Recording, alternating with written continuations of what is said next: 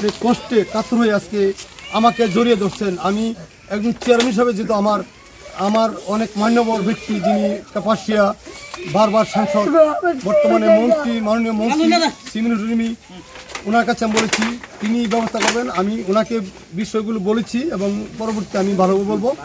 তো আপনি টেনশন করবেন, আপনাকে আমি অনেক সান্ত্বনার মতো ভাষা নাই, কী করবো, আমি সান্ত্বনার মতো ভাষা নাই। যে ধরনের পরিস্থিতি, এটা আল্লাহ ইচ্ছা করেছি, আমরা কি করবো, আল্লাহর হাত নাই আমাদের। আচ্ছা, এটা দেখে আমরা একটা সিদ্ধান্ত নিতেছি আপনাকে।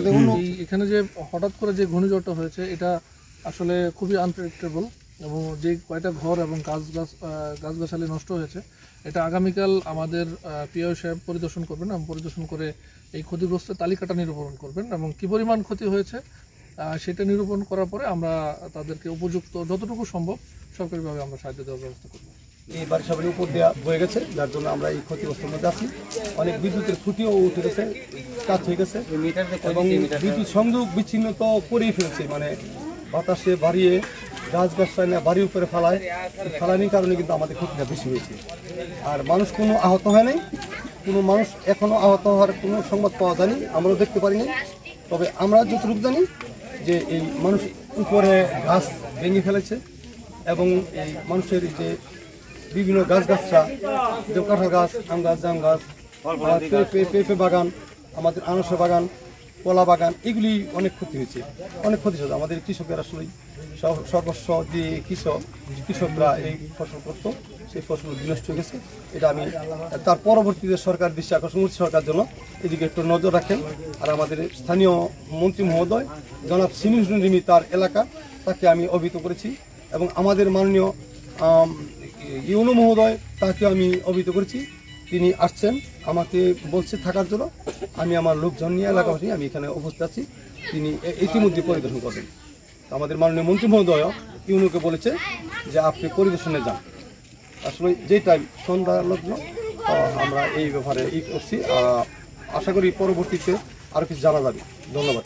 ক্ষতির পরিমাণ কি এরকম কোনো কিছু জানা গেছে? ক্ষতির পরিমাণ জানা গেছে 7-8টা বাড়ি একদম মিশে গেছে, ঘরে চালা নাই, চালা উঠিয়ে নিয়ে গেছে। আর প্রায় 400-500 কাঁঠাল গাছ, কাঁঠাল তো সিজন এখন, এই কাঁঠাল সহ উপরে ফেলায় দেয়, মাটিতে মিশিয়ে দেয়। তারপরে পেঁপে বাগান, আমাদের আখও ফেলায় দেয়, মিশিয়ে ফেলায়। তারপরে আমাদের এই লোহাদি, আপনারা জানেন যে সারা বাংলাদেশের মধ্যে মনে হয় এই লোহাদি গ্রামটার মধ্যে আমাদের এই আনারসের এলাকায় প্রসিদ্ধ, সেই আনারস বাগগুলো একদম চূর্ণ বিচ্ছিন্ন করে ফেলে।